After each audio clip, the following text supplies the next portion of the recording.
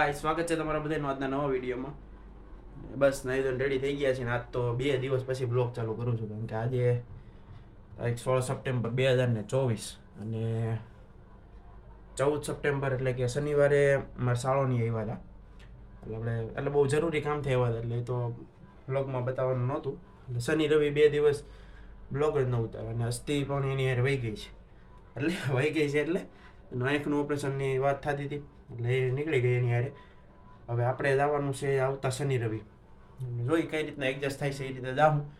બાકી આજ તો હાવ સૂનું કરશે કારણ કે જો હું એકલો જ છું. મમ્મી ને પપ્પા અત્યારમાં દવાખાને વહી ગયા એને બતાવવાનું હતું એટલે બા ગયા ગણપતિ દાદાની આરતીમાં. હું ઉઠીને જસ્ટ અમને નાહી ધોઈને નવરો થયો કારણ કે સાંજે લેટ આવ્યા હતા અને એમાં એવું થયું હતું કે અમે મૂકવા ગયા તો ટિકિટ નહોતી લખાવી મારા સસરાની ને માતંગની લખાઈ નાખી. તો અહીંથી પહેલાં અમે નાના વરસાદ ઢાળાઈ ગયા પછી ખબર પડી કે અમારે એટલે જે સુરતના છે એને ખબર હશે. પછી અમે ગયા ઓલા પણ આપણે કેવું સ્વામિનારાયણ પાણકી ત્યાં એની ટિકિટ લીધી તો એની બસ આવી 11 વાગે 11:15. પછી મારા શાળાની ટાઈમ હતો 10:30નો પણ બસ આવી કેટલા વાગે ખબર 12 12:15 નહીં 12 વાગે આવી કારણ કે એ કંઈક લોસ હોય છે કંઈક પેસેન્જર માટે ઊભી છે ને અંદરથી આવેલી હતી ને એવું બધું હતું. પહેલાં અમે નાના વર્ષે ગયા ત્યાંથી આપણે સ્વામિનારાયણ પાર્કિંગ ગયા ત્યાંથી પાછા લસકાણા જાય ને મૂકવા 12 વાગે. પછી 12 વાગે આવ્યા અને બસ આવી સુઈ ગયા ને હવે સવાર પડી ગઈ અને હવે તો ભાઈ ઘરમાં કોઈ છે ને એટલે થોડુંક સૂનું પહેલાં લાગશે. ઉપર જઈને ચા અમારે હાથે ગરમ કરવાનો છે ને હાથે જમવાનું છે નાસ્તો કરવાનો છે. બાકી જઈએ અને જોઈએ શું થાય છે. તો ભાઈ સરસ મજાની ભાખરી ને પછી આપણે લીલા મરચાં ને આપણે કેવું લસણની ચટણી ચા ગરમ કરી નાખ્યો છે, પાપડ શેકી નાખ્યા છે. બાકી મસ્ત મજાનું ખાઈ લેવી. રસ્તીને હમણાં ફોન કર્યો હતો હજી પૂગ્યા જ છે એવું એને કીધું. હમણાં જોઈએ હવે ખાઈને મળીએ. તો ભાઈ અત્યારે વાગી ગયા છે 4 અને અમારે જવાનું છે ડીમાર્ટમાં વિડીયો નહીં બનાવવા દે એટલે આપણે આવીને બતાવશું હું લીધું. અને એક મેં એટલે વિડીયો ચાલુ કર્યો કે એક વસ્તુ બતાવું કે જો વાઈફ હોય અને વાઈફ ન હોય એનો ફાયદો અને ગેરફાયદો હું ખબર. જે આમ કહેવાય 21-22 વર્ષના છોકરા હોય ને એને ખબર હોય ઘરે હોય ને વાઈફ હોય ને તો એને કપડાં ન લેવા પડે આમાંથી મશીનમાંથી.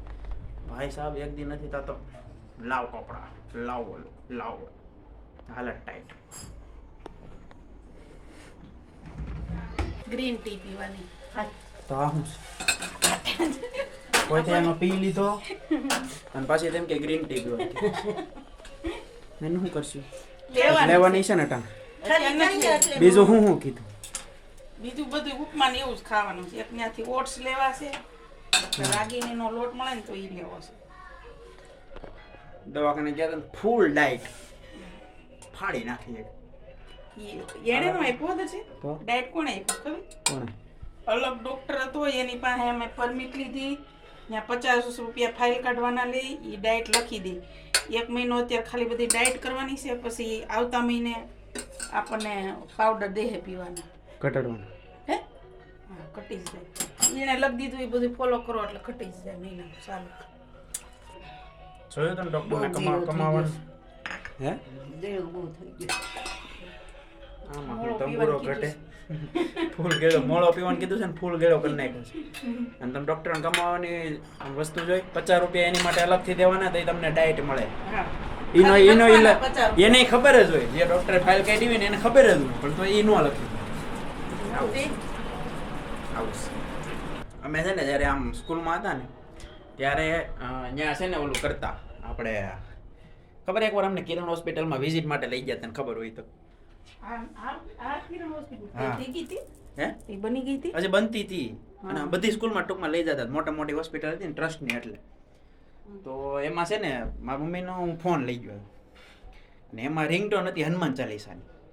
તો છે ને બધા મમ્મી બધા અહીંયા ઓલા કરતા હતા ને આપણે સમજાવતા હતા ને હે બધા સમજાવતા હતા ને તો હનુમાન ચાલીસા વાગી અને પછી તો સાહેબ ને બધા દાંત કાઢી બઠાવો. મેં કીધું શું કરવું ભાઈ તો છે મેં કીધું મારે એવું થયું કે આ શનિવાર નથી કોની હનુમાન ચાલીસા વાગી કસરતમાં ગઈ થઈ. પછી મેં કીધું એવું નથી સર હું હનુમાનજીને માનું છું. મારી ઘરે 24 કલાક હનુમાન ચાલીસા ચાલુ જ હોય. હું ખુદ 2 ટાઈમ બોલું એટલે મેં કીધું મારે અમારા ઘરમાં અમે 3 ફોન છે ને 3 માં તળી પાસે એવું બી સરનું કીધું. બાકી કાલ તો વિસર્જન હશે. કાલ પાછું જવાનું છે સર પાસે ત્યાં પાછી ડેવલી કરવાની ને ચાલુ કસરત. હા કાલ વિસર્જન છે હા અને સાંજે શેરી પ્રોગ્રામ છે. હા ફાઈનલ થઈ ગયું તું કહેતી જ મને. મારે લગભગ તો છે જ. બાકી અત્યારે આવી ડિમાન્ડમાં વિડીયો નહીં ઉતારે ત્યાં હું લેવી જોઈ નથી ઉતારવા દેતા ને હાળીને.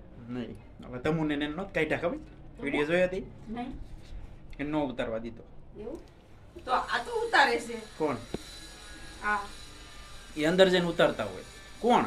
અરે આપણે હનુમાન નહીં એ તો અંદર જઈને બીજા સ્ટોરમાં હોય એવું ન હોય. અમુક ને ઉતારવા દે અમુક કઈ કોક હોય એવું ન ઉતારવા દે. હજી હું નીચે કહી રહ્યો છું કે બાયું હોય અને ન હોય એનો ફાયદો છે ને ગેરફાયદો છે. જો બાયું ન હોય એટલે તમને છૂટ મળે પણ ન હોય ને એટલે એનો ગેરફાયદો છે કે બધા કામ નીચે લઈને જવાના છે બધા કામ આપણે કરવા પડે એટલે આવું છે ભાઈ. એટલે ઓલું ઓલા સારું ન હોય તો સારું આ ઓલા જેવું છે લગ્ન કરવી તો ઓલું ઓલા લાડો ખાઈને ખાઈને પસ્તાવાનું અને ન ખાઈને પસ્તાવાનું. ખાઈને જ પસ્તાવાનું હા પસ્તાવાનું તો બે જગ્યાએ છે છે. એટલે ભાઈ ડિમાન્ડમાં આવી ગયા છે ને મટરમ શટરમ પટરમ વસ્તુ આવી ગઈ છે. ઓલું શું કહેવાય હેન્ડ વોશ ને ઓલું ઓલું ઓલું ઓલું. હું આ એક બિસ્કિટ ખોલતો હતો તો મને આમ થોડુંક પ્રીમિયમ આમ ફીલ થયું ને મેં કીધું વિડીયોમાં બતાવું. આ છે લોટી ચોકલેટ પીસ એવું કંઈક છે ભાઈ અમને ઇંગ્લિશ ઓછું આવડે. આનું જો આપણે એપલનું ઓલું ખોલવી એ રીતે છે જો એકદમ પ્રીમિયમ. આપણે એમ લાગે આપણે લાખ રૂપિયાના બિસ્કિટ લીધા છે. પ્રીમિયમ વસ્તુ આમ જો આખું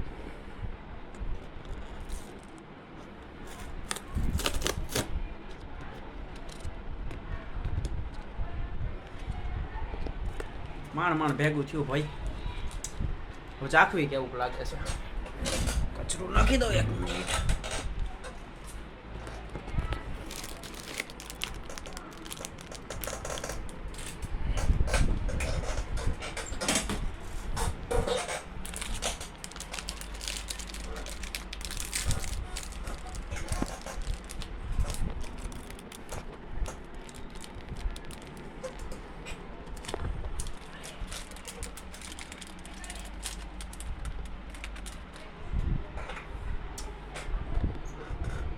કંઈક છે પૂરેપૂરું ચોકલેટનું છે. આ થોડુંક ટાટું ને તો વધારે મજા આવે.